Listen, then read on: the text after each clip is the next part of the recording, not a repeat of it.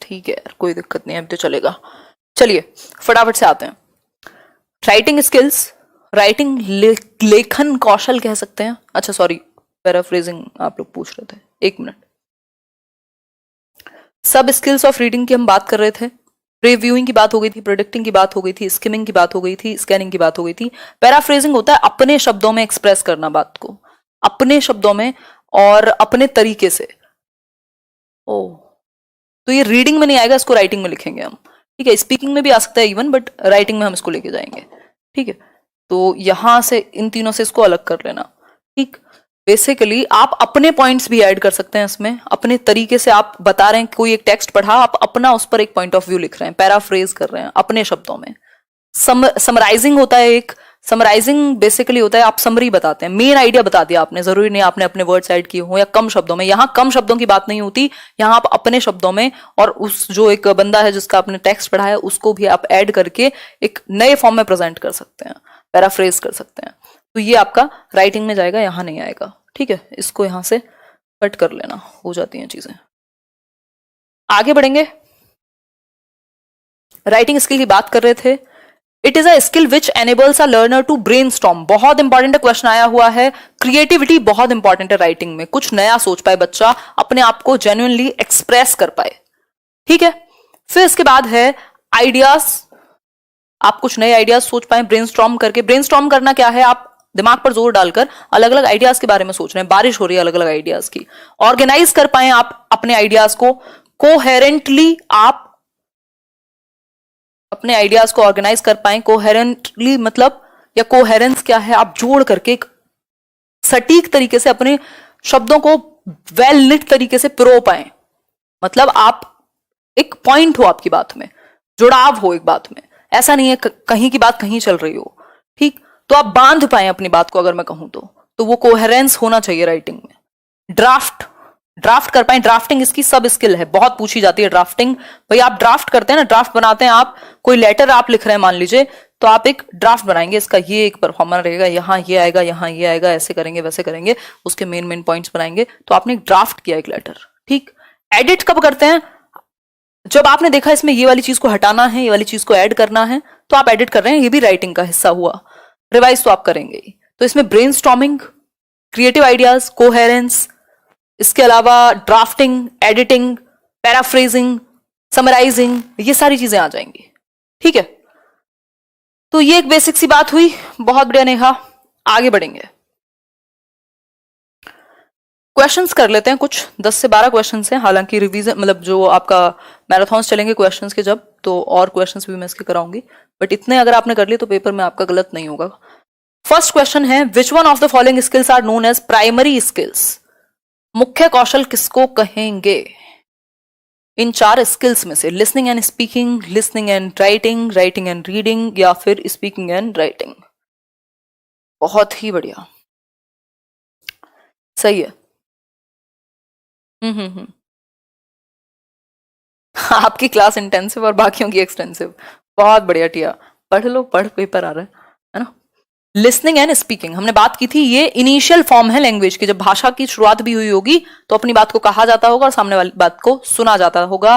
Writing और reading को हमने रीइंफोर्समेंट स्किल्स कहा। ठीक है, क्लियर है यहां तक की बात, आगे बढ़ जाते हैं इसी बात पर। नेक्स्ट है, under which activity do recognising sounds and deducing meaning from them कम।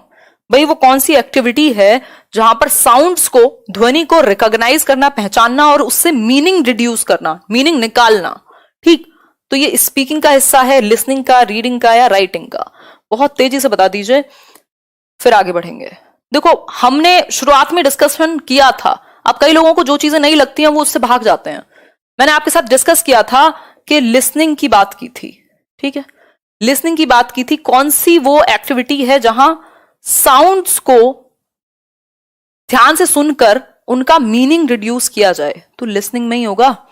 यहां कहीं लिखा ही नहीं कि कुछ ग्राफिकल रिप्रेजेंटेशन भी है, पढ़ने की तो बात ही नहीं हुई ना कहीं। तो साउंड्स कहां से आएंगी, साउंड आएंगी जब साउंड को सुन के ही आप डिड्यूस कर रहे हो। भाई रीडिंग में तो आप साउंड प्रोड्यूस कर रहे हो एक तरीके से, जब आप डिड्यूस कर रहे हो मीनिंग को, दैट इज लिसनिंग। लिसनिंग में आपने सुन के मीनिंग निकाला, सिंपल है। लिसनिंग को हमने समझा भी था कि क्या है ये। ठीक है,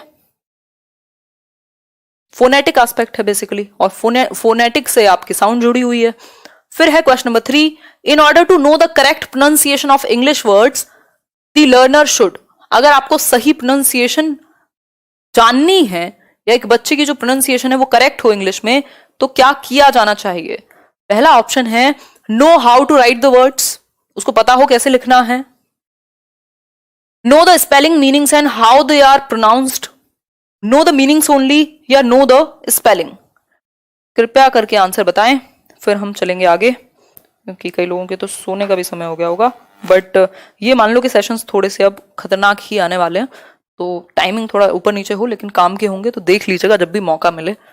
थर्ड का बी, बिल्कुल भाई, अगर आपको प्रोनाउंसिएशन ठीक करनी है इंग्लिश वर्ड्स की, तो बेहतर है कि बच्चे को स्पेलिंग भी पता हो, है ना, मीनिंग पता हो और अच्छा है, और हाउ दे आर प्रोनाउंस्ड, अगर प्रैक्टिस हुई है प्रोनाउंसिएशन की कि कैसे उनका उच्चारण किया जाता है, आप टीचर के रूप में बता भी सकते हैं कि ये यहां पर थोड़ा सा आपको क्या करना है, जोर देना है ना। जैसे बड़ी ई की मात्रा छोटी ई की मात्रा में हो जाता है, या इंग्लिश में बहुत ज्यादा होता है, जैसे श की जो साउंड है, एसएच से जो साउंड बनती है, वो कई क्षेत्रीय प्रभाव के कारण बच्चे इंग्लिश बोल सकते हैं, लेकिन आपको दिखाना है कि एसएच मिलके श की आवाज निकालता है, तो पता चलेगा उसको, ठीक है। तो ऐसी बहुत सारी चीजें हैं, सिर्फ स्पेलिंग जानने से नहीं चलेगा, सिर्फ लिखना जानने से नहीं चलेगा। आधी दुनिया को लिखना पढ़ना आता है, बट प्रोनाउंसिएशन में प्रॉब्लम है। आगे बढ़ेंगे, नेक्स्ट क्वेश्चन, आप primary teacher should introduce reading through. भाई आपको, आप प्राइमरी टीचर है, पढ़ना कैसे इंट्रोड्यूस करेंगे बच्चों के सामने? भाई लिसनिंग स्पीकिंग तो हो रही होगी, वो घर से आए हैं तो सुना ही होगा बचपन से, जन्म के बाद ही, फिर बोलना शुरू कर दिया, लेकिन रीडिंग को जब आपको इंट्रोड्यूस करना है तो किस तरीके से करेंगे? पहला ऑप्शन है स्टोरीज में, पिक्चर बुक्स के थ्रू, अल्फाबेट बुक्स, या फिर फोनिक टीचिंग। अब जितने भी लोग यहां तुक्का लगा रहे हैं सी, वो गलत हो गया। उसका रीजन ये है कि ओनली जो है वो खतरनाक हो जाता है कई बार, बहुत रेयर चांसेस होते हैं जहां ओनली लगा हो और आंसर भी हो, ये फंडा है, क्योंकि एक्सट्रीम में लेके जा रहे हैं आप, अति का भला नहीं होता कुछ भी, हम जानते हैं।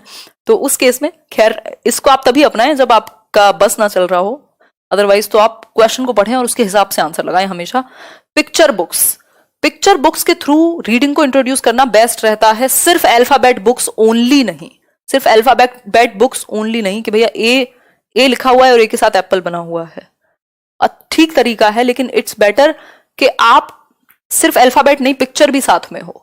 जैसे बहुत सारी बुक्स आप देखते हैं बच्चों की, उनमें पूरी स्टोरी जो है वो पिक्चर्स में ही दर्शा दी जाती है कि क्या हो रहा है, यहाँ ये होल दिखा, यहाँ पर ये चल रहा है। मतलब आप